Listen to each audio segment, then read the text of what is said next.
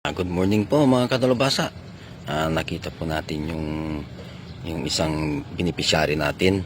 Kaya ang gagawin po natin ngayon, bibigyan po natin siya ng regalo. Mga kadalubhasa, po rin po lang yung beneficiary po natin, matanda na po siya, mga 80 o 90 years old.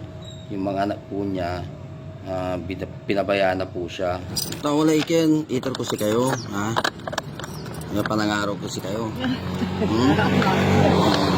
Ayun na awit. Kaskasan kayo. Okay, parang tagi-tricycle jay. Nalapot sa ray sponsor. Ni kwarta yo ha. Sali ken dagdagin sa atin. Sinsa nyo lakang ko. Ikin pailay ko. Nino mo sa kakananda.